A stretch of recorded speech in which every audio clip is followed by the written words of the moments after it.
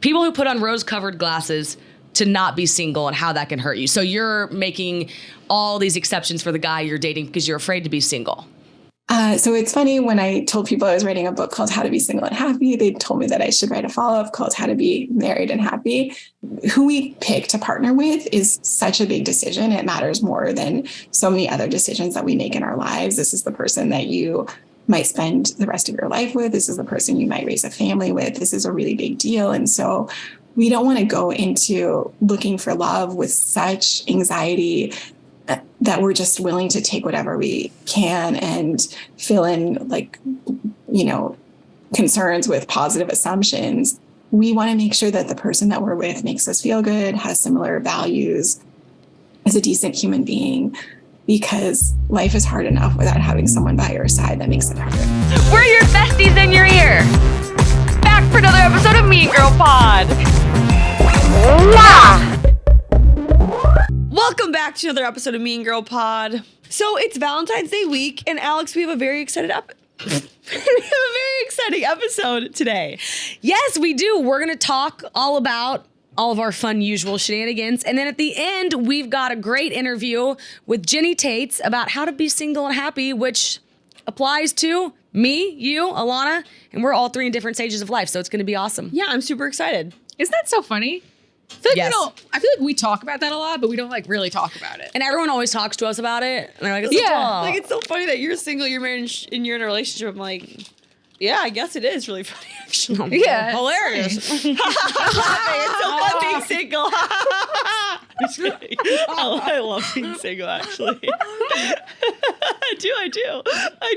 No, I'm happy. I'm happy. Dad. Alex, how you feeling? I feel so great. How do you feel? Fake it till you find it. That's the motto today. Fake it till you find it. I like that. My volleyball coach used to always tell me that. I would be like, I don't, like, if you're a little tired today or something, you'd be like, fake it till you find it. Instead of fake it till you make it. Fake it till you find it. I think I like fake it till you find it better.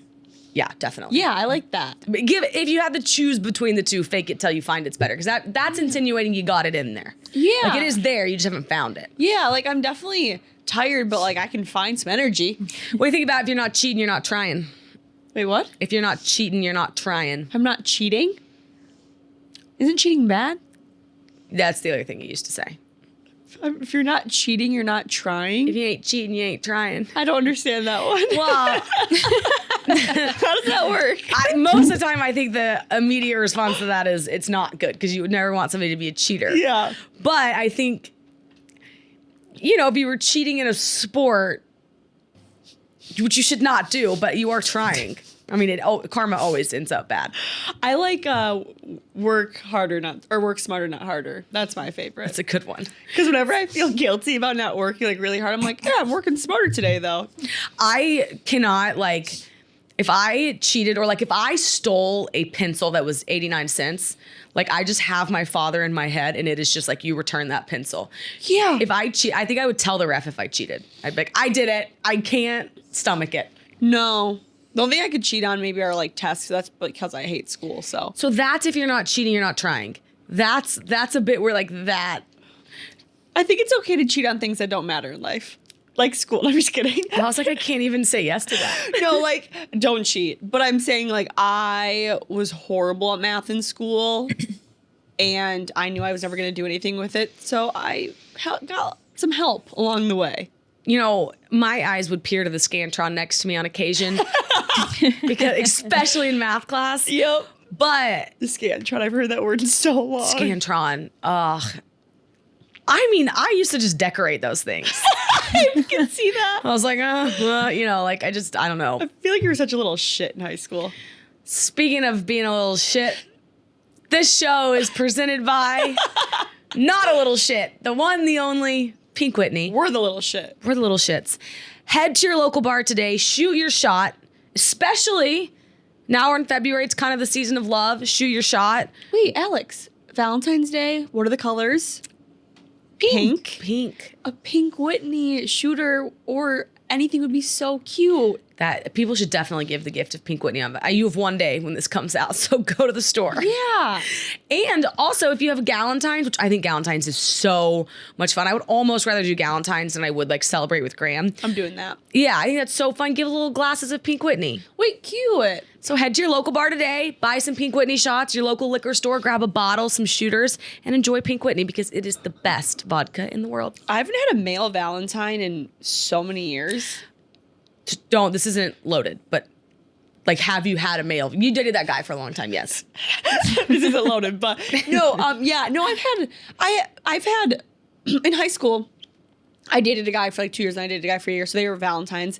And then my boyfriend of 5 years was my Valentine for 5 years. But since 2018, I haven't had a Valentine. That's a male. I seem to date around Valentine's Day. Yeah, well, what I more so meant was like, have you had, like, I've never had a Valentine that I wasn't dating. Like a Valentine. Like only, not a boyfriend, but a Valentine. I've never had one. I don't think. I don't think anyone's ever like sent me unsolicited flowers or a present on Valentine's Day that I wasn't my boyfriend. I've had a Valentine. Really? He gave me a fish. Cute. It was really funny. Oh, Yeah. like a fish with a bag. He had it in a fish bowl. It was in high school, and it was delivered to my door, and it was a fish. That's really cute. Yeah, it was actually.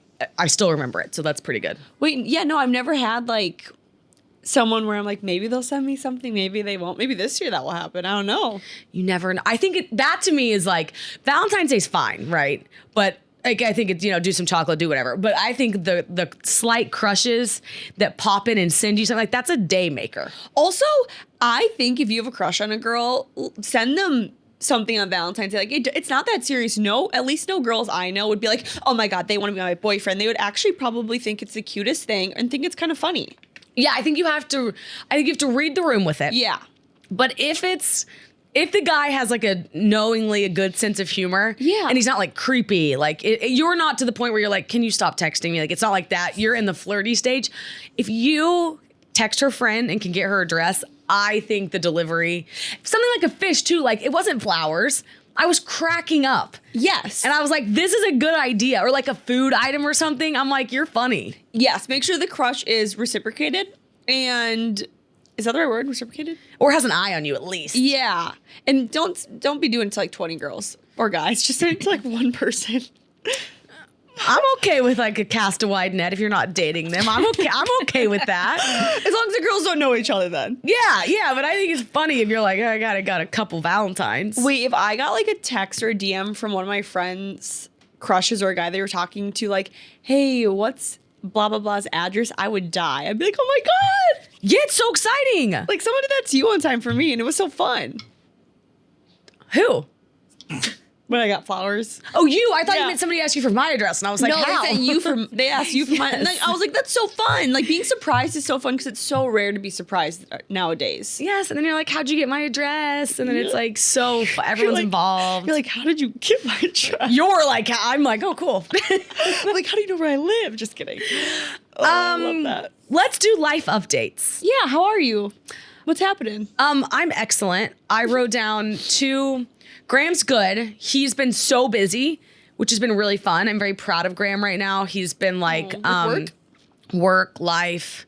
He's been very funny. Like he read this book about a general in the army or something who would ask himself, he would wake up and he'd say, are you gonna be a little bitch today? It's written in the book. And he's written 2, and he's like some like 7-star general, something. Wait, is he the guy that wrote Make Your Bed every morning? Maybe? Okay, never mind. Well, okay, so he asked me like 2 weeks ago, I was like, I don't want to go to the gym. He's like, you can be a little bitch today. And it like has rung true in my head ever since. And in like a nice way, like don't push yourself to the point of exhaustion. But this guy was training another guy who said, how many pull-ups can you do? And the guy said, maybe 7 or 8. And the guy's like, all right, here's the thing. We're going to be here till you do 100 because you physically can do 100 and I know you can. So we're staying here and we're going to do 100. And sometimes they would do 1 and they would wait, but they didn't leave. I think it took them 3 hours and they did 100 pull-ups. And afterwards the guy was like, I could totally do that.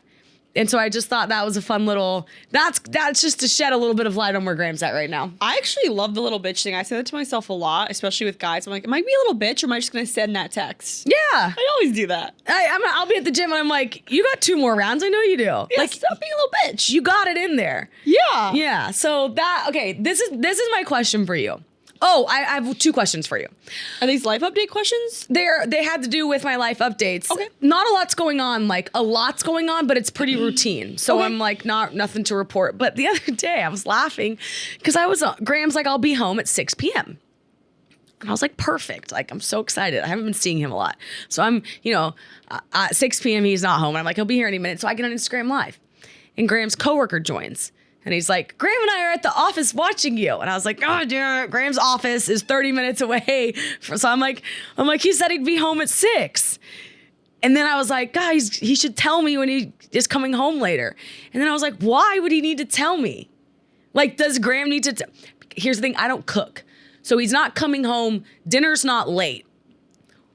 I am pretty self-sufficient. Mm-hmm. So I was like, you got to tell me when you come home late. He's like laughing and he's like, why? I think you know the answer to this question from me. Because of safety.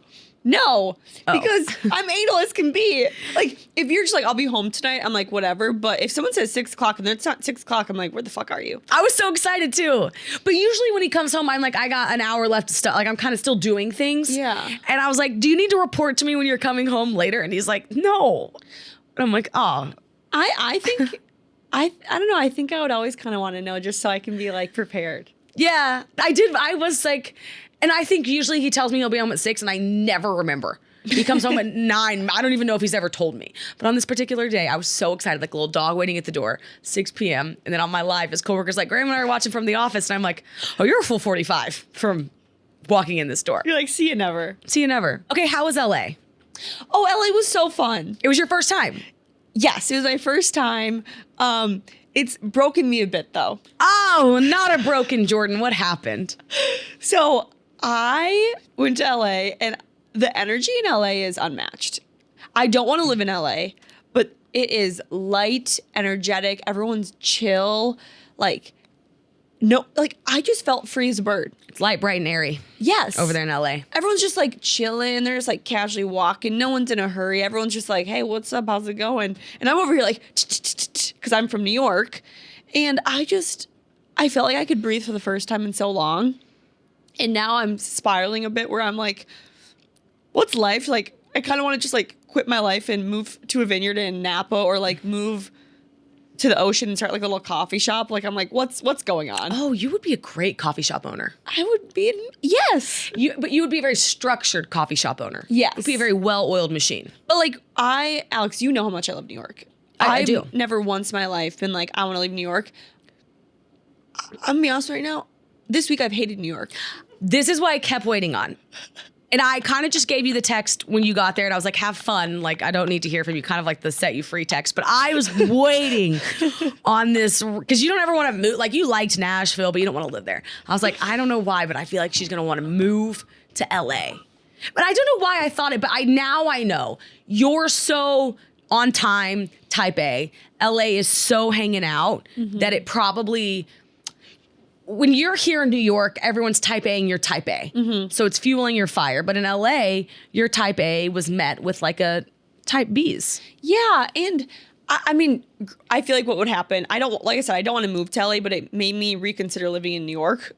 And I feel like what would happen is I would live somewhere else and then I would be like, why are people so chill all the time? I'm gonna freak out. Everyone would be 10 minutes late without an explanation. No, see, it was a very good temporary fix that I needed. But I just like, I don't know, the people I met out there were so great and my energy. I kind of had like this realization that, so I went with my best friend and we hung out with a lot of her coworkers because her company is, I think, based in LA. They just have a lot of people who work in LA. And everyone we met was so nice. And I felt like I could be myself around them. I just felt so carefree and energetic and like I just felt like my true personality. And when I came back to New York, I kind of was like, wait a second. Am I ever my true self in New York? Because in New York, I just feel so stressed all the time and kind of like anal and like a lot of pressure from our job and life.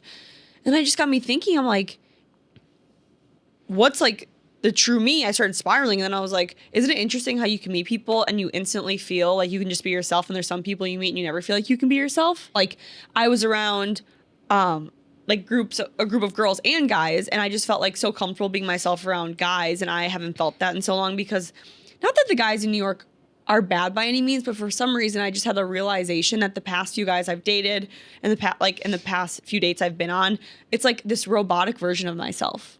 Yeah. Like I can't show them like this fun, unhinged Jordan that I have been in Minnesota and how I was in LA. And it was just really nice to be around like the opposite gender and be able to be myself. Are we taking unhinged and can I reframe it to carefree? Yeah. Okay. Because unhinged is giving, I mean, my best friend called me unhinged the other day. It's not a bad thing, but I think it means carefree. So unhinged because they kept throwing around that word, and to me unhinged is psycho. Right. But to them, they're like, no, you're just like chill. And like, It's carefree. You're just like chilling.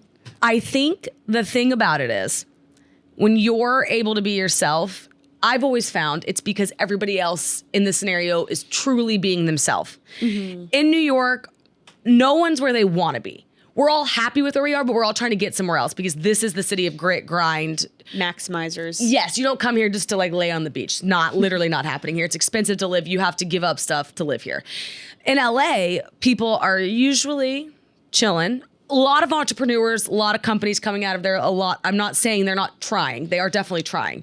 But they are down to be 5 minutes late. You know, and it's like, I feel like if you're with a brand new group of friends in New York, we're go, meet, network type thing. If you meet one in LA, they're like, what's up? Wait, so you hit it perfectly. You just said that exactly how I was feeling. Yeah, you know, I feel like you're like, I can be myself. It's like, because they're all just themselves. Exactly, because everyone's just chilling. Yeah. But yeah, it was really good. Good. And also, to be fair, it's February in New York. Who likes New York in February? January to March, get me out of here. Seasonal depression is so bad right now. Yeah, you do need to see the sun. Like, it just does make you happier. Yeah. Like yesterday there was sun, but it was freezing. Ah, that was brutal. Like, I don't want it. I hate it here. Yeah, I agree. But yeah, other than that, things are good. Quick pause to talk about BetterHelp because this show is sponsored by BetterHelp. When you are at your best, you can do great things, but sometimes life gets you bogged down and you may feel overwhelmed or like you're not showing up in the way that you want to or as your best self. Working with a therapist can help you get closer to the best version of you because when you feel empowered, you're more prepared to take on everything that life throws at you.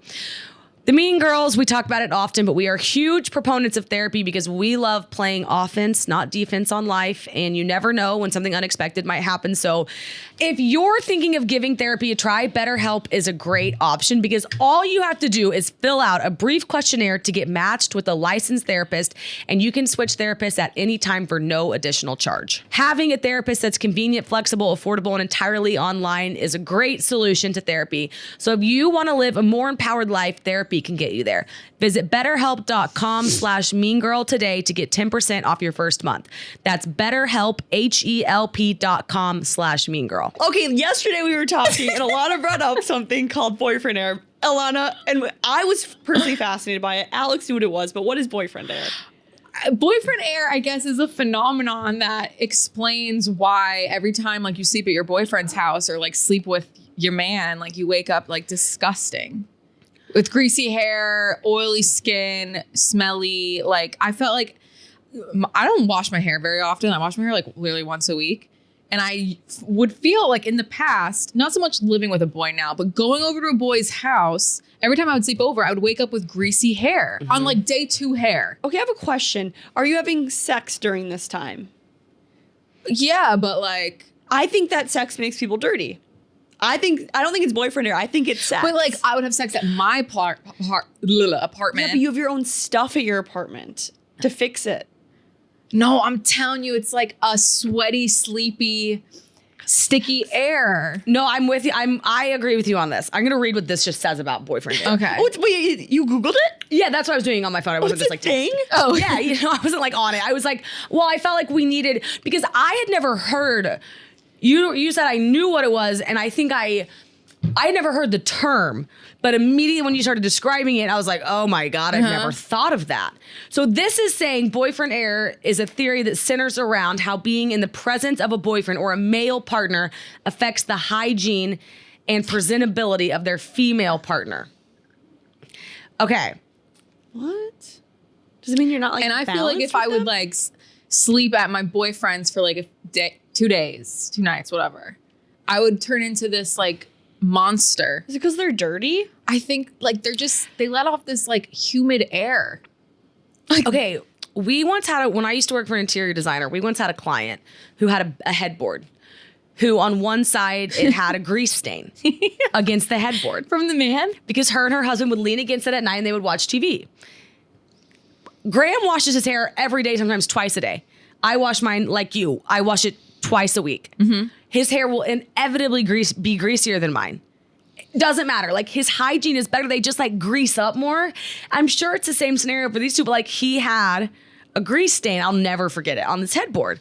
And it's like, that's just a guy being a guy. But you start to, when you cohabitate with them, You just absorb it. you just start like, Graham was eating turkey meatballs last night. And I'm like, you smell like the turkey meatballs. But if I ate turkey meatballs, I wouldn't walk around smelling like it. Also, when guys drink, they literally seep the alcohol. You can smell on them. When girls drink, I feel like we never can smell the alcohol on us. Never. I just realized my dad's side of the bed is like stained. Ew! Like it's like has like a permanent sweat stain. Like, is it all men? I No. swear Mike's pillow is discolored. No. Graham's pillow is Graham's pillow is, and Graham is cleaner than I am. Undoubtedly, the man is cleaner and more hygienic than I am. And it's not his fault, we'll leave more residue. They like Maybe excrete men just something. have more like sweat glands and like oil glands than females. I think they must Like when I lived with my boyfriend, I never felt dirtier, but I felt dirtier if we would have sex or if I was sleeping at his place. But when we lived together, it was also my place and I kept it clean, so I felt fine. So my apartment, I don't feel dirty in. Because We also have a king size bed. I think that might Oh, hell give it a yeah. little sitch. But I remember sleeping at Mike's apartment before we lived together, and I would be waking up sticky and stinky and greasy. I'm trying to think Yeah. now. Yeah, and there's times where if Graham gets really close to me, I'm like, you're heating me up. But I can get close near him, and like, I'm not going to be the source of the heat. It's like him. That's actually true. Like a radiator. Yes, Men radiate heat. Radiator. What? Radiator? It's radiate. It's radiate. Radiator. No, my ex-boyfriend used to be like, you're radiating so much heat. That's why I hated cuddling, because I'm like, you're so fucking hot. They radiate heat, and it's like you go to the gym. Who's like dripping in sweat?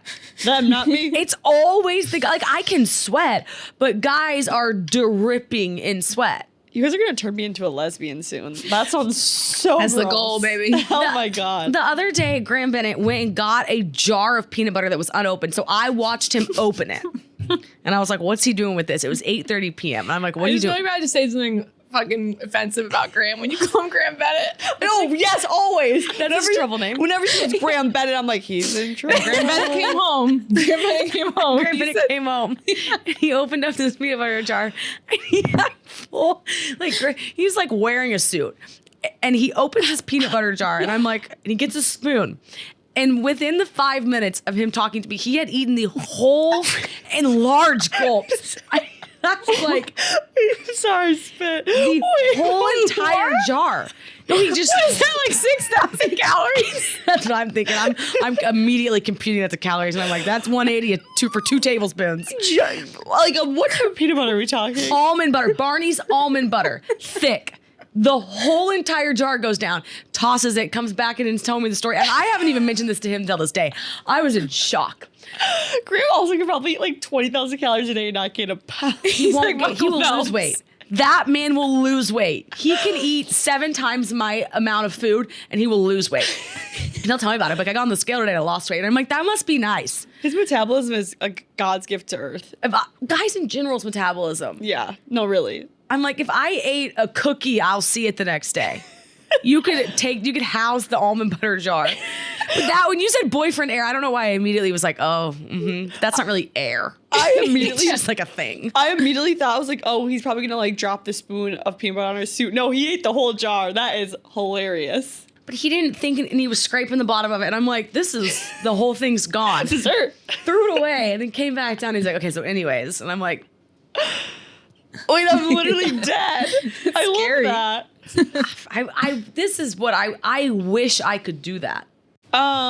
So yesterday when we were also talking, Alana brought up a very interesting story about friends, and I feel like it hit home for all of us. Oh, okay. Basically, 2 of my very close friends have been at odds for a while because of an incident where they were together with a bunch of people.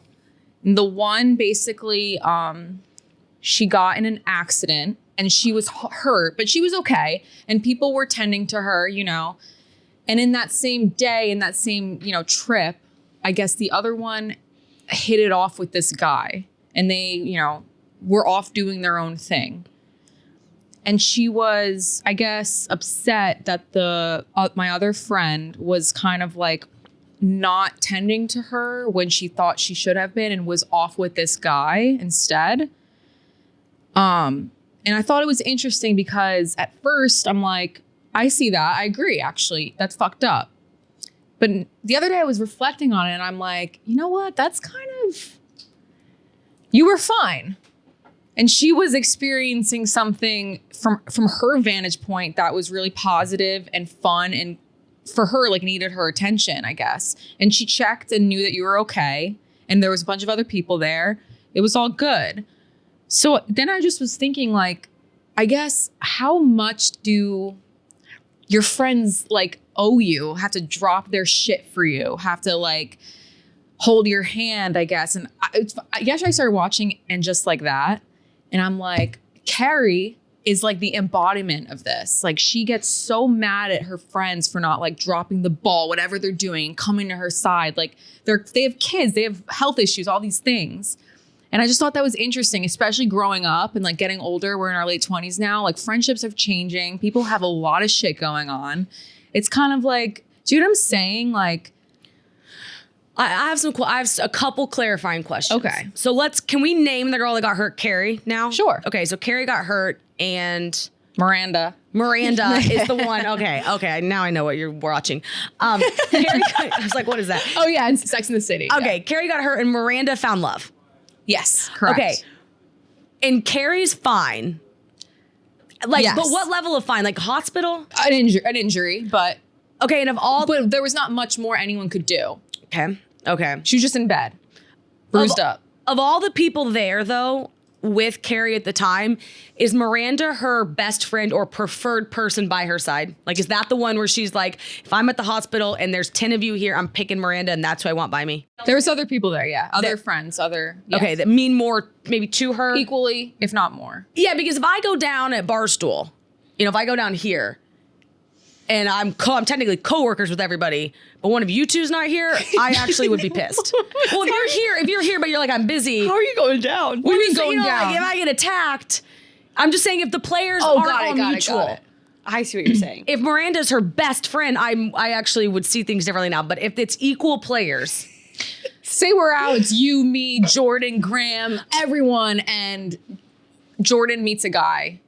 And we're all tending to, you're good. Jordan's off. Okay.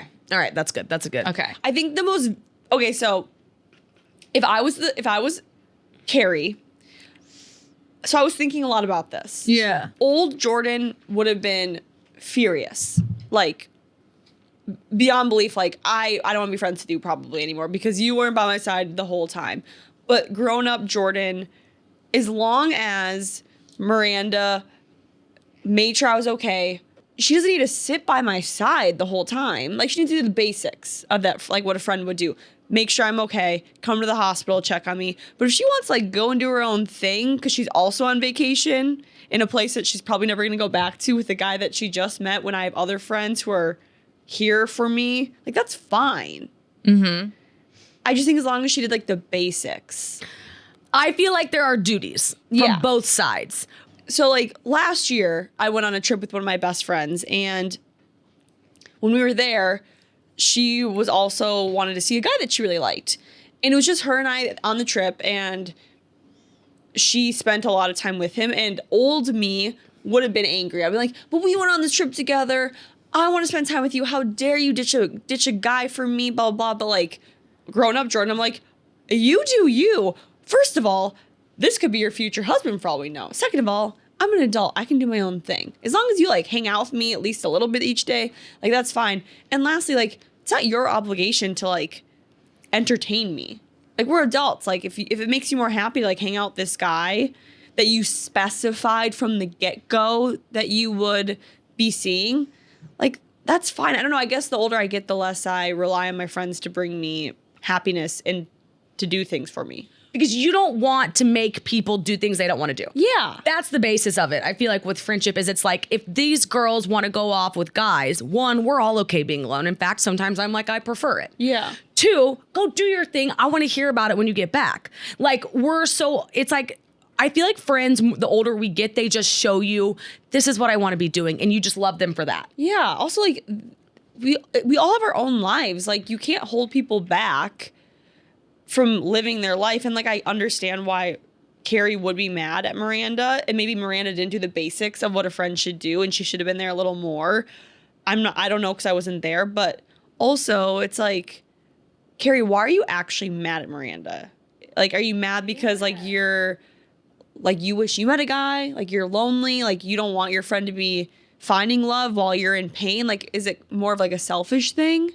Like she just has to really sit and be like, why am I actually mad at Miranda right now? Is it a me problem or is it a her problem? And am I mad or am I sad? Yeah. Because if you're sad at Miranda and you sit her down and you're like, it's been years or a year and I can't let this go.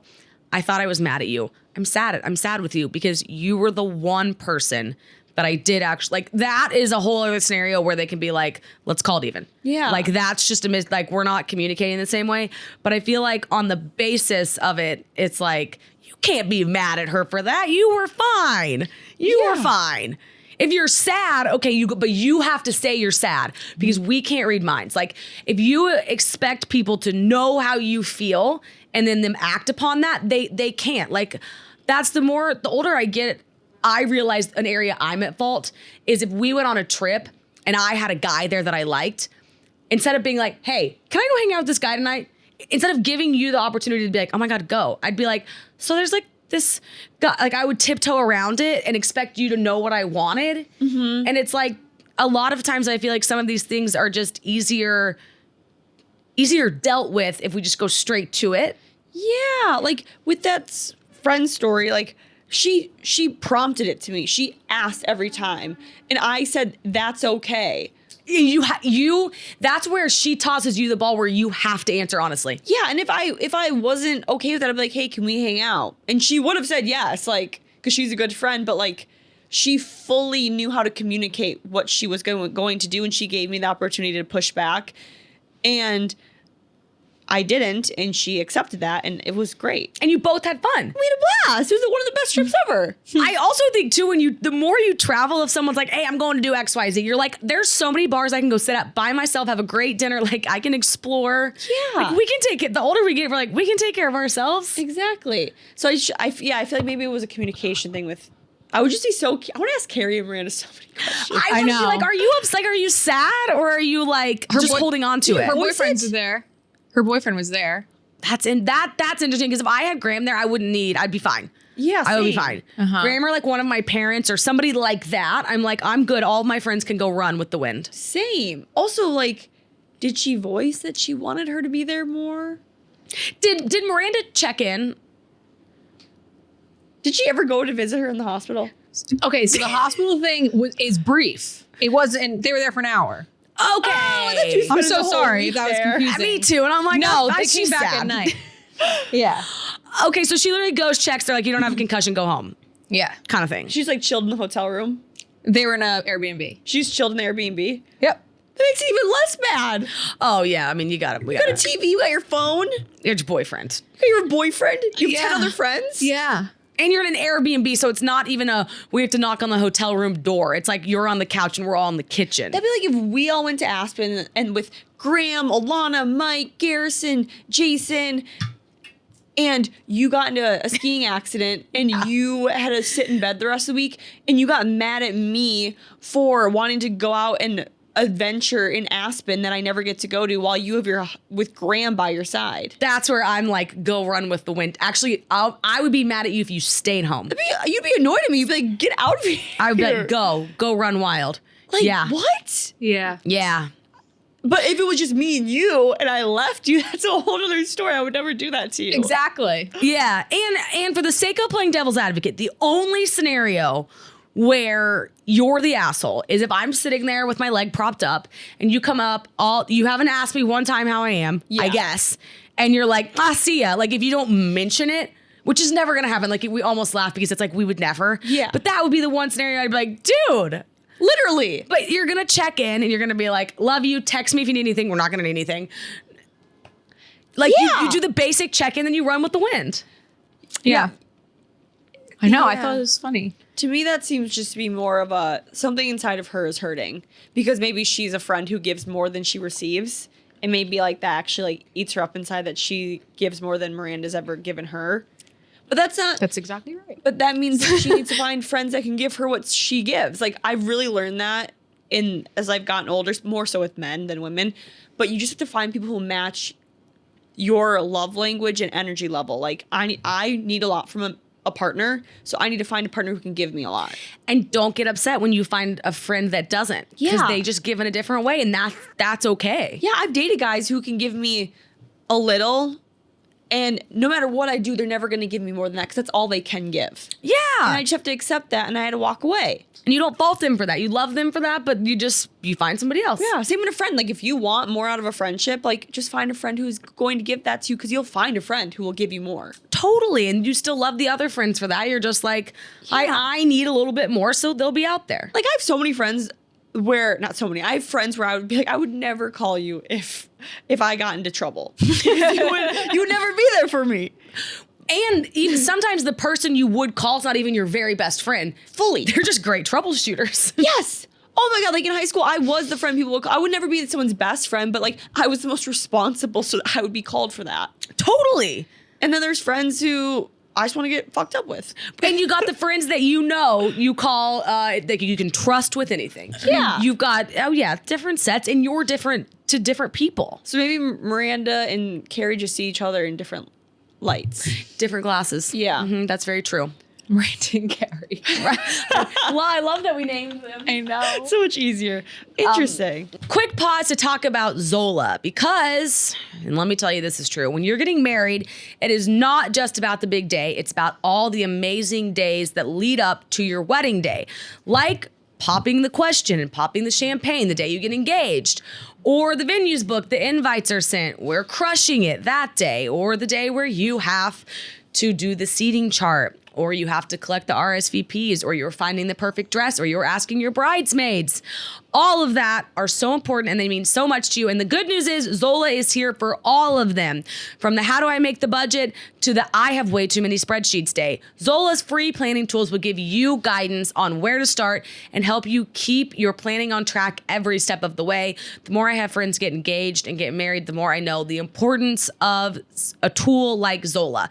Zola has a vendor marketplace, save the date and invites, free wedding website, and an amazing registry, all designed by wedding experts for couples like you. I can actually personally say I used the registry, and it's unbelievable to have everything in one place. And it makes registering even easier. Zola is even there for the I can't make another decision day and the we really need to go on that honeymoon day. The Zola community is your place to share, celebrate, and vent with other engaged couples who know exactly what you're going through. From engaged to the only thing left to do is say I do, Zola is here for every single day along the way. I love that. Can I ask you guys a question before we get into the listener question? Yes, sir. Okay, so it's just kind of like a funny question. When we were in LA, we were asking each other this, and it was, what is your serial killer trait? So I have some. Ooh, for yourself? Yes. Okay, you want me to give you yours? No. I just want to make sure you were doing your own. What are yours? Okay, so I can hold my pee like an offensively long amount of time, like I can be hydrating and hold my pee like 6-7 hours. And I can, if it starts to hurt and I have to pee, I'll drink more water, which is really weird. but so I can hydrate and hold my pee for a long time. Wait, why do you drink more? Just because something about it, like it's already full, so I just pile on. Ew. I know. And then I forget that I have to pee. Like I can mentally be like, you don't have to pee. And I won't have any repercussions from that. It'll just be impressive. I go pee, yeah. Does Graham have any? His ability to eat peanut butter is Crazy. his ability It's to like outrageous. consume an odd amount of calories and lose weight. Yeah, that's a serial killer trait. That's funny. Alana, what's yours? One is that like I don't close anything. Like I leave cabinets slightly ajar. I leave kill you. I leave lids not. Oh look. I would kill you. Like everything I just don't close. I don't know why. No. I think it's because like I know I'm gonna need it again eventually, if not days from now, 10 minutes from now. My other one is that I leave like a trail of food. Like everyone calls it my slug trail. Like you know if I've been there because I'll take like a bite of something and leave it on like a napkin. You do that all the time. You've noticed that? in the conference room, and then you'll leave and I'm like, I mean, who's throwing it? I'm throwing it away, but like, who else was gonna do that? I think it's like a weird compulsion I have that it's like I don't want to be wasteful, so I hope someone will eat it. Okay, But I want to try it, but I'm not hungry or I don't really like sweets that much. Like a little bite of something. Yeah. I can't stop doing it. Those both give I would murder. That's serial killer. Like leaving stuff open. That we like lukewarm water. Oh, ew. That's a serial killer trait for us. We love it. Yeah. What's yours? I sleep with socks on, and I Oh, like to wow. do other things with socks on too. What? Yeah, I hate bare feet. Wait. Oh, I need bare feet. Do you sleep with socks on? Yeah. That's a serious. People think it's crazy when people sleep with socks on. Most of the time I don't sleep with socks on, but when I get really cold, I have to sleep with socks on. I love sleeping with socks. It's my favorite thing ever. Oh my God. No, I want you to have socks and on. when I have sex, I like keeping my socks on too. No, I think that's fine. That's because you're a serial killer. What? Oh my God, I hate that. My parents when I was like a child, they used to like cut the feet off my onesies. No. I was crazy. That's like serial killer. Crazy. I was like 3 years old. I didn't think it was, but when I told everyone, they're like, "What? What? Yeah." You would think a serial killer trait would be having lots of text messages and unopened emails, but That that's is- normal. No, to me, that's a serial killer trait. The fact that I can't paint my nails one color is a serial killer That's serial. trait. I have to hold my breath in 1, 2, 3, 4, 5, 1, 2. I've told my breath under tunnels. Oh. Wait, what do you have to do? Well, I used to have to. I actually did tried to get myself out of it, but I would have to hold my breath. I would hold it for 7 seconds total, but I would hold it. I would count 1, 2, 3, 4, 5, 1, 2. And then I would redo whatever I had just done. That's crazy. OCD. That's what it was. I had really bad OCD things when I was younger. Oh, yeah. Really, really bad. I'm left-handed, so I would always feel bad for my right hand. So if I did something with my left hand, I'd have to do it with my right hand because I didn't want it to be left out. Not because you didn't want to have the same tone. You wanted to include it. Yeah, I felt bad for it. That's the cutest thing I've ever heard, but also so That's actually cute. I'll over exercise my left arm because my right arm's just typically stronger because I lift things with it. But it's never been about including the other arm. When I was really, and I mean really young, I used to, everything I touched, I had to smell. Ew! So I was sitting here, I had to be like this. No. You wouldn't last a day with Graham Bennett. Anytime I even go like that, he's like, did you just smell your armpit or are you smelling your fingers? I don't like that anymore, but I used to No, always that be makes me want to throw up. Why? To know? I don't know. OCD, I don't think we can control OCD. Oh, you can't. Well, you can. Well, I grew out of it. But you can't. I used to always, I used to have to say goodnight, I love you to my mom 3 times every night. I still have to say, see ya. Talk to you later. Talk to you later. Or And I have to say it back. Like, thank you. Say you're welcome. Thank you. And they would have to, Yeah. okay, that makes me actually feel better. But I used to be like, good night, I love you. Good night, I love you. Good night, I love you. We're gonna, like, seriously have to change the subject off the OCD traits. Okay. Tell us the story. Listener question. Okay, all right. This person texted me today and said, This is our listener question from one of Alex. Can we say it's one of your friends? yes. One of Alex's friends submitted it. Yes, it's like a real life person that we know. Okay. he submits it as a scenario. Okay. Guy and girl meet. There's a lot of attraction. They plan on seeing if there's synergy and agree to have a lunch or dinner date, and they set the date. Like, they pick the day they're going to have this date. Okay. Okay. Guy reaches out to confirm that they still have the plans. She doesn't respond. Several days later, she responds claiming that she's been too busy but would like to have lunch later in the week. Had the date passed? Yes. 3 days. The guy confirms that he is available, but the girl offers no communication afterwards because she is too busy. But as it stands, they still currently have the plans of the reset date.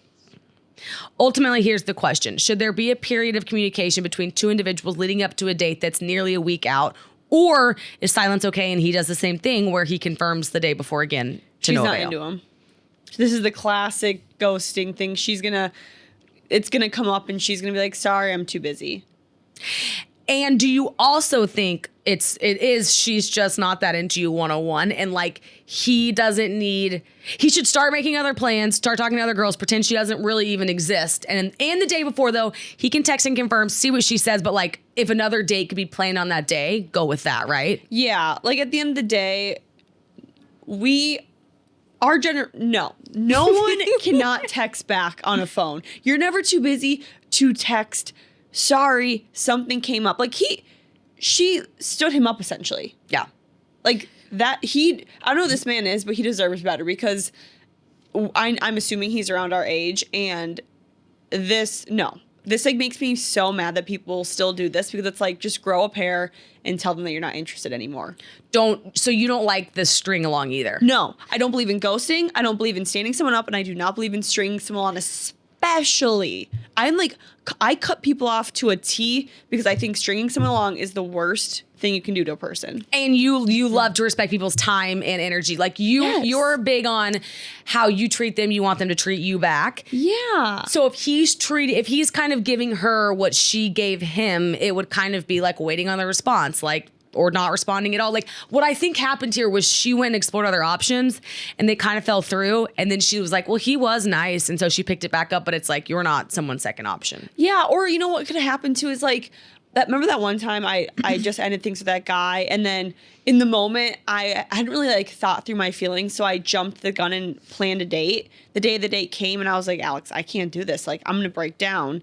Like something similar like that could have happened where in the moment she was like, yeah, but then she sat on it and thought about it and was like, on the other hand, that's why you should never plan a date too long in advance, because if you sit on something for too long, you'll start to back away from it. You talk yourself out of it. Fully. And she probably did that and was like, I don't really want to deal with it, so I just want to text him back and then we'll be fine. Yeah, I do think it's interesting. I think if she got the first mark against her because she didn't go to the first date. Oh, stood him up fully. Fully stood him up. And then if they're going to schedule the second date, I do think it's on her to like text once in the middle of the time period. Be like, I'm really looking forward to it. Thanks for rescheduling. Like then he would know she wanted to. But I do think in this instance, it's about 90-10. Yeah. He's 90. Also, like for him, like why do you want to be with someone who doesn't respect you or your time? I think people get caught up on the initial, there was a lot of synergy and attraction. And so you hold on to that. But it's like, you can have a lot of synergy with a lot of people right off the bat, but it's like what happens after that, where it's like, is that the kind of person you want to communicate with and work with? Like you can go to a bar and probably hit it off with 5 or 6 people. And also, like, how many times have you met someone and you like the connection was unreal, but then you go back to reality and it just kind of fades? Like Sparks are real. Yeah. Sparks happen. But like synergy, like no. Yeah, big difference. He deserves better. I agree. Because he seems like a nice guy, especially since he's putting up with that. And it looks like he's actually wanting to find somebody to date. Mm-hmm. And she doesn't have the same priorities as him. Agreed. Nice. So I'm very passionate about that. That's good. No, I think that's really good. I think that's good feedback to him. He deserves better. I don't even know who he is. I know he deserves better. I know you know the character in my life, but I wouldn't tell you because I want to be unbiased. I appreciate you doing that. So I'm going to want to hit someone for him when I find out who it is. I find out who the person is. Okay, so this is fun because it's Valentine's week and we've got a great interview at the end of this. How to be single and happy. Yes, I'm so excited. So Jenny Taitz, she was an absolute sweetheart. She definitely opened my eyes since I am single.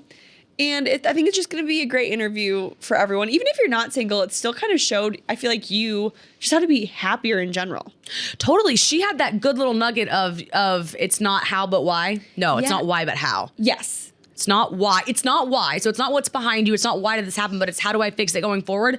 I've used that like 4 or 5 times since we've talked to her. No, I'm not single. Fully. I think it just shows you, if you are single, how to be happy. 2, if you're in a relationship, how to be happy more independently. And 3, just how to be happier in general, like as a person. Totally. So I think it was a fun interview, and I'm super excited for everyone to listen to it. So everybody enjoy the interview. But before that, we're going to have a quick word from EveryPlate. Looking to carve out more time in 2023? Get EveryPlate and take back the clock with fewer trips to the grocery store and meals that are ready in 30 minutes or less. Choose EveryPlate over all other takeout options to save money while still enjoying quick, satisfying meals. Our meals are 58% cheaper than your average fast casual meal. That's incredible. So if you're looking to save money, this is really for you. You get more bang for your bite with America's Best Value Kit. The meals are delicious. We can personally attest to that. You will love them. It's so great having them delivered to your door. Really, it does take so much time to go to the grocery store. So it's so nice to check that off your list. Start the year off right. Start the year off with the right bite with EveryPlate's newest meal preference, Nutrish and Delish. Featuring meals around 650 calories or less, each wholesome, satisfying dish helps you stay on track with your goals without doing all the guesswork. Get started with EveryPlate for just $1.49 per meal by going to everyplate.com/podcast and entering code MEAN149. That's code MEAN149. That's up to $110 value. Wow. Enjoy.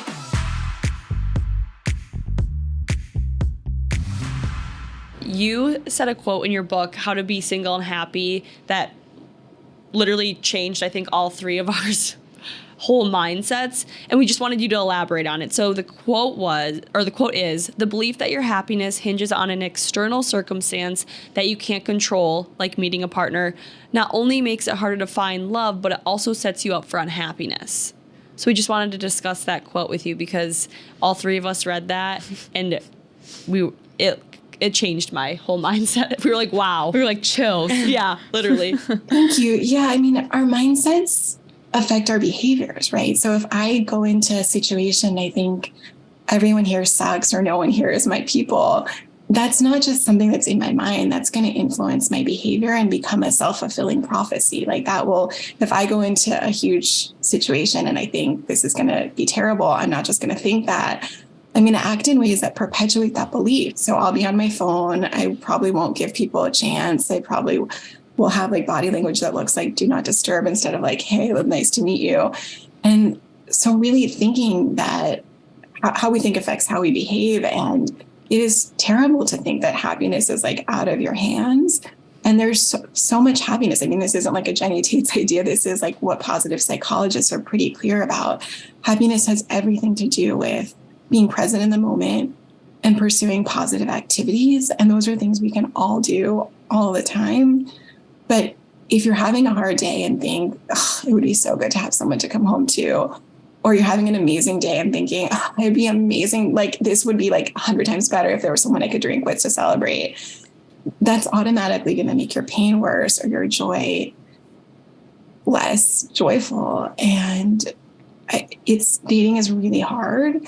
And I think the nicest thing we can do is remember that you're not at the airport waiting for your life to start. Your life is like right here, right now. And how can you make the most of it? And I'm not trying to say this in a way that's like too optimistic, but this is really realistic. Like if you think about it, like have you had joy even uncoupled by being super present in your life and being really deliberate about finding behaviors that satisfy you and give you a sense of meaning and nourishment?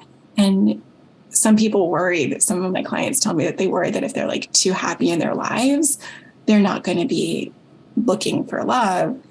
But that's just not how we are. Like wanting connection is such an innate desire. It's not the kind of thing that we'll forget about. It's just a matter of making it something that hurts us or making our lives rich with possibility. And it's something that we can come back to when it happens. We don't kind of have to, you could think about what's the amount of time we need to spend investing in finding someone, but how can you really live your best life in the meantime? I really like that. I know I do this a lot, and my friends do it a lot and say it a lot, where we're always like, oh, it'd be so nice to have a partner to experience life with. Like, I really want to go on this trip, and I think it'd be so much more fun to do it if I had a partner. And that obviously makes us very sad. So I like the idea of, like, life is right now. It's not, and it's happening right now. So you have to live in the present versus, like, take the trip now. Like, I should just be taking the trips that I want to do with this partner that doesn't even exist. And Jordan, I can't tell you the number of times that clients sign up for trips, and they're really brave. I mean, some of my clients sign up for trips where they literally don't know anyone and they're going like across the world. And I get a little nervous. I'm like, oh no, I hope it's a success. Like, they're spending like their whole bonus on this. Like, it better be good.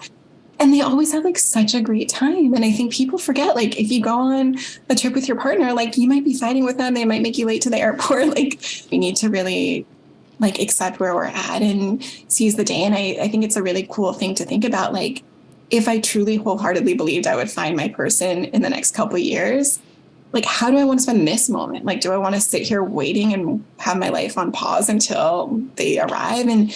And like, this is not a reason at all to like find your own happiness, but happiness actually leads to like health and improved relationships and improved ability to connect. So it's not like happiness is going to hold you back. It's actually going to rev you up to find the right person. You briefly touched on when we're unhappy, it's almost like we have this do not disturb energy. And I think if people realize that if they can allow themselves to be happy in this moment, they'll look happy, they're happy, they'll present themselves happier, and then they'll attract more people or a better life partner. Because I think a lot of people, when they're single, feel sad, and then they kind of give off that energy or that vibe of like, I'm unhappy, so no one even really wants to get to know them. Because I feel like we've talked about that a lot, Alex and I. Like, when we go out, I used to just be guarded because I was unhappy. And I was like, well, why am I not meeting anyone? And she was like, well, it's because you don't look like you want anyone to meet you. And so, like, but if you're happier and you really show that to people, you start bringing in more people and better people. So I think a lot of single people can use that to their advantage. Yeah, and I could teach you guys, and people will have to watch this on YouTube to see this, but I'll try my best to explain it. Watch on YouTube. I feel like your option is either to like look like do not disturb, or like have a overly happy face that seems artificial. It's like when someone is about to take your picture and that almost like hurts.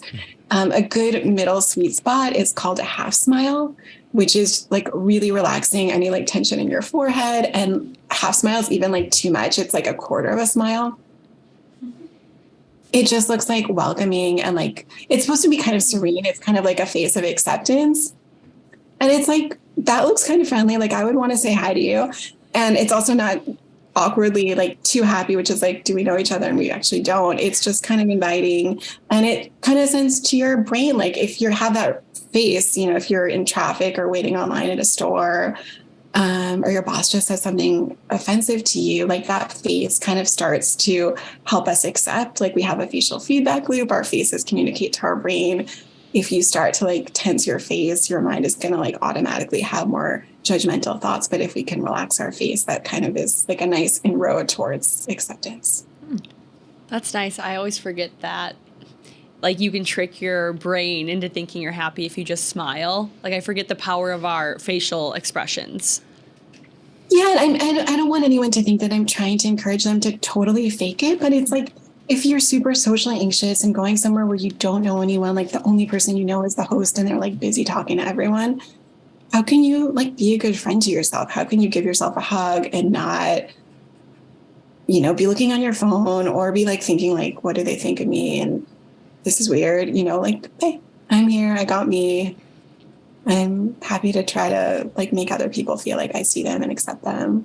That's really helpful. Yeah, that's super helpful. I think it'd be great to talk about why we seek worth in finding a partner when we're single, and like how we can feel more worthy just on our own and receive worthiness in different ways, a little bit more productive ways. In your book, you talked about this. You titled it "Give More to Feel More." People have a feeling of worthlessness give it to someone else besides a romantic partner? I love creating kind of like a life pie chart, like a visual of your life. And so a lot of people, if you're, if looking for love is like the one thing on your to-do list that you don't have a sense of like, what is your next step around, or that's the one thing that you feel like you're not gaining momentum around, having some sort of reminder of like, okay, what are the things in my life that matter to me?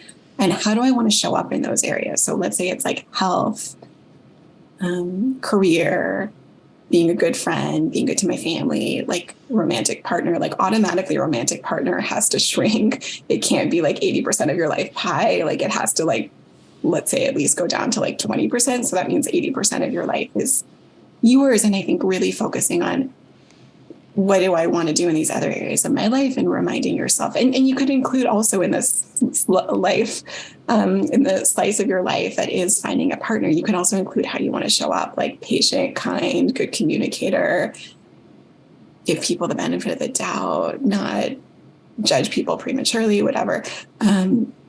So I think really having like a sense of that your self-worth is so much more than who happens to be with you or not with you. And there's so many other, ways to be loving. Like a lot of people think that the only way to kind of be generous and affectionate is with a partner, but that's such a lack of imagination. I have, even thinking about just buying like your girlfriends like cute cards and sending them handwritten notes can get you excited as like you wonder like, did they get my random letter today?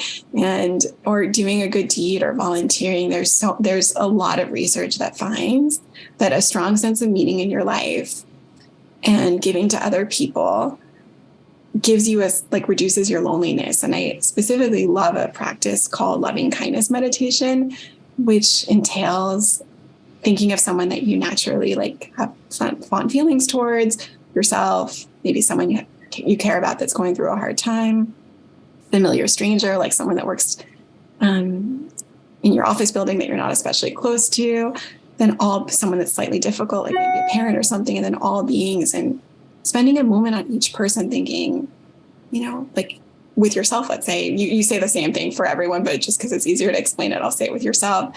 May I be happy. May I be healthy. May I be safe. May I live with ease. May I be happy, healthy, safe, and live with ease. And not just say it, I'm kind of saying it quickly because in the service of the interview, but to really say it like a gift, like we don't need other people to validate our worth. We can contribute to that ourselves, and we don't need other people to be the vessels for our love. There's so many more avenues for us to spread love.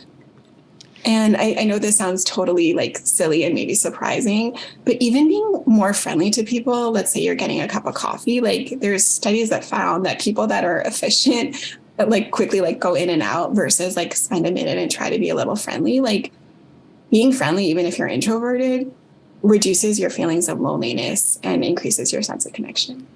So since you brought up loneliness, I kind of wanted to add another question to that. And if you have any specific tips on how to say goodbye to loneliness, just because, being single, or if you're in a relationship too, you do feel lonely a lot, especially when you're single. Like I feel lonely. So not all the time, every once in a while. So it'd be nice to know if I could, like, there's some tricks I can practice when I'm having those more lonely days than usual. So loneliness has so much to do with our thinking. So researchers have found like, what are the best ways to make you feel less lonely? Is it having you spend more time with other people? And surprisingly, it's actually changing your thoughts, like maladaptive social cognitions, or thinking that, we used to be close, but like now she has a partner, so she's really not into like spending time, or I'll never meet someone because it's been like 6 months since I had a good date. Like those are the thoughts that really keep us lonely. So much of loneliness has to do again with thinking thoughts that allow us to connect with ourselves and other people. And we all deserve to feel connected. And so if we let go of some of those thoughts, we can, maybe make a plan to meet someone in person, and see them in kind of a different light, rather than like, they don't really want to be here and neither do I. It's like, this is really special. Like we can kind of have a really nice time, and not comparing it to what it would be like if you were going to dinner with a guy or a girl, but really being present. So there's so much about being friendly to people around you, seeing us all as interconnected, really sharing other people's joy is like a huge way to feel less lonely. Like the Dalai Lama says that you can like up your happiness by like 6 billion to 1 by really like, if a friend tells you good news, you could either kind of be, oh, cool, congratulations, or, oh my gosh, that's amazing. And that kind of makes you feel less alone and more part of a community. And then your friend will probably do that for you in turn. Okay, I have a question, because both of those had like this really optimistic lens attached to them, and how you're saying like, you know, of course, instead of giving, I love it. And I love that you talk about rerouting your energy, right? So if on your pie, a relationship is on it, well, of course it's going to be smaller when you're single, and you walk around and you're being more kind, you're having more intimate connections, you know, you're pouring more into your friends and family. Is it okay to still exercise all of that, but still want to have a partner or not? 100%. 100%. And I think loneliness, I'm so happy you mentioned that. Loneliness is okay. That is like, we want to accept our emotions as valid and understandable. And some amount of loneliness is something that's going to motivate us to go on the apps, even if they've been really demoralizing and exhausting. So we do want some amount of loneliness.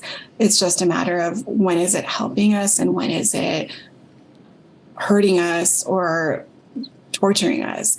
And so it's okay to feel lonely and to make space for loneliness. I also think it's a real myth that people that are in romantic relationships aren't lonely. I think everyone experiences loneliness. That's part of the human condition. But I think being really kind to yourself in the face of loneliness, rather than like picking the scab and saying this is always going to be this way and it'll never be better. That's awesome. I think that'd be really helpful. Yeah. Well, and that's a practice that everyone can do if you're single or married or in a relationship, which is nice. Yeah, it's nice to be, it was nice to know like it's okay to be lonely. Yeah. Like to feel that. Yeah. Emotions. Yeah, all emotions are okay. It's okay to be sad. It's okay to be anxious. It's okay to be angry. It's like, do you sit with it for a few minutes or do you keep it alive for hours past the point of helpfulness? And what's your relationship with yourself when those feelings come up? Are you kind to yourself, or do you like really dig yourself further down into the descents of hell? Yeah. I also think it's important to know finding a partner isn't just going to fix your loneliness. Because I know a lot of people who are single assume, oh, I'll stop being lonely when I find my person. But that's not always the case. So it's really important to make sure you're practicing ways to not be lonely with this whole experience, even before you find your partner. And I think so much of loneliness hinges on thinking I will never meet someone. So really playing with that thought, or saying hey to that thought, or doing the mean girl tongue to that thought is waving goodbye to it. I love it. Bye. Yeah, I love that. So now I want to just quick talk about being nicer to yourself. And in your book, you talked about pessimistic forecaster. So the quote that we kind of got from it was, when you let yourself be a pessimistic forecaster or your own private bully, it's hard to find inner peace. So how can people who are single get away from that or stop the negative thoughts? So we can't stop negative thoughts, unfortunately, but we can really look at our beliefs around them. So many people have they can't win because they either think like the negative thoughts, being hard on themselves, is going to prevent them from messing up. And then they also think like, I'm going crazy and I'm ruining my life and my heart by being so hard on myself. Mm-hmm. And so really taking a look at like your beliefs. Do you believe being hard on yourself is going to help you?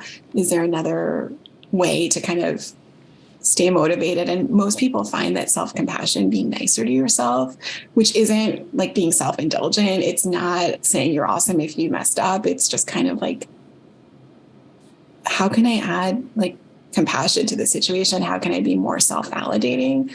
Like, it's really hard to not send someone a text of confusion if it's been 5 days. Like, of course, that's a normal thing to want to do. And so really being kind of aware of, do you have beliefs that being tough on yourself is helping? It's actually not. And so can you catch yourself? Just notice when you're doing that.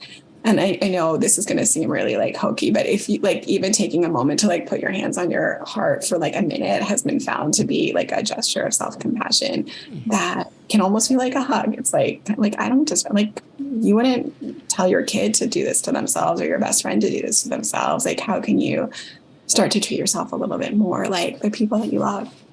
I like that. I don't like the term pessimistic forecaster, but I like the meaning behind it, because I mean, I know I've done this where you just think, like when you're single, you just think about the future and finding someone in such a negative way, and that's not going to bring you anything good. So just trying to think about the future more positively, I know has been really beneficial, and I've practiced that, and I probably should practice that more often. Yeah, I mean, on a personal note, I spent so many years, I probably spent like a decade worrying about meeting someone, and I was really convinced that it wouldn't happen, or I would have to settle, or it just wouldn't be good. And I feel sad for myself. It was like, why did I lose thousands of hours? Like, how could I have enjoyed that time more? Why are we like not our biggest allies and advocates? Like, why do we make our lives harder by when situations are already hard? It's already hard to date on apps. That's one of the reasons I wrote this book, because like app-based dating has made dating feel like more like a game or gaming. Like people are so disrespected and treated like two-dimensional beings rather than people that really matter. How can we make it a little bit easier because it's hard enough? No, I like that. I thought it was really helpful. Yeah. This whole thing was so helpful. No, I truly am taking tips because I've learned a lot for myself. And it's just, I'm like, wow, I do a lot of these things that are negative practices. So this has been really helpful for someone who is single. Thank you so much. And I just want to normalize, like, it's a really hard time to be single because of the apps, and we're so tortured by feeling invalidated, like feeling like we don't matter and we're not seen. Like the ultimate thing all of us want in our lives is to feel seen and appreciated. And so we need to approach dating with so much more kindness because it's such a harder setup. And to not burn out, we need to not let like ourselves and the circumstances make it harder. We need to kind of like coach ourselves like you would if you were running the marathon. I like that you validated that it's harder to date with all the dating apps, because I feel like so many people are always like, but it's so easy. There's so many options. There's so many apps. And when you're single, you're like, shut up. No, it's not. No, it's not. And I wish like I had the power to like give some sort of motivational speech to people that aren't treating people respectfully on the dating apps. Like these people are like, whatever you do to someone else is going to come back to you or your kid. Like, get it together. Like people are going through stuff right now. People are anxious. People are depressed. Like the least you could do is be kind. But people forget that when it's just not a friend of a friend or. Yeah. And a lot of people are on the apps who don't even want to date. And I just wish there was a way to kick those people off. It's like, why are you on that then? Yeah, or be clear. Like there are people that are fine for that, but just be honest. Like we need to, everyone would feel less lonely if they were more plugged into remembering that we're all connected and people's feelings matter. Okay, I just think maybe you'll have an interesting perspective on this. People who put on rose-colored glasses to not be single and how that can hurt you. So you're making all these exceptions for the guy you're dating because you're afraid to be single. Oh, that's a good question. So it's funny, when I told people I was writing a book called How to Be Single and Happy, they told me that I should write a follow-up called How to Be Married and Happy. Who we pick to partner with is such a big decision. It matters more than so many other decisions that we make in our lives. This is the person that you might spend the rest of your life with. This is the person you might raise a family with. This is a really big deal. And so we don't want to go into looking for love with such anxiety that we're just willing to take whatever we can and fill in concerns with positive assumptions. We want to make sure that the person that we're with makes us feel good, has similar values, is a decent human being, because life is hard enough without having someone by your side that makes it harder. So question with that. So when people who are single are dating, I think a lot of people, like Alex said, they put those rose-colored glasses on, and they allow a lot of the red flags to kind of slip away because they're like, well, but it's nice to have somebody. It's nice to be taught. We have such good chemistry. Yeah. Like, how can people who are dating kind of prevent the glasses to be too rose-colored? This is such a great question, Jordan. I think people making a list of like the qualities and virtues that they're really looking for in a partner. I think we get so fixated on what we want physically or what we're attracted to physically, but what are the core values or character traits that matter to us? And obviously I don't want people to be like so rigid or perfectionistic or idealistic that it's not practical, but to really think through, like, if someone has like intense anger problems, like that is a deal breaker. I'm not just going to say, oh, they had too much to drink, or it's a really stressful time at work. Like, what are the specific things? And obviously, communication is key. And obviously believe that people can change for the better. But I think it's really key to kind of know what your bottom lines are and what matters to you. And to go in with eyes wide open and remember to even take a moment to realize, like, I want a relationship so badly. How can I go into this knowing what matters, not just willing to take whatever comes my way because I feel anxious? Yeah. I like that last part. Yeah, that's really helpful. I feel like a lot of times people don't want to be alone, so they... Yeah, or they date someone for like a month or so, and then they realize 2 months in that all the red flags that they thought are actually red flags, and instead of being like, well, I'm already like 2 months in, so I should just keep dating them, to be able to walk away and know they're going to be okay and they're going to find somebody better. Yeah, I think how can you be your best friend, and how can you like do what your best friend would tell you to do in the situation? And if someone's putting their best foot forward on when they're dating, it's going to be harder. Like, you know, if someone's already concerning you, then life is going to get harder when they're not trying as hard. And so I am all about try to assert yourself and explain what you noticed and how it concerns you and give people a chance. But also, if someone's not treating you the way you want to be treated or not showing up at the level that you are, Not showing up at the level you that's are. really lonely. I like that. An option versus priority. Yes.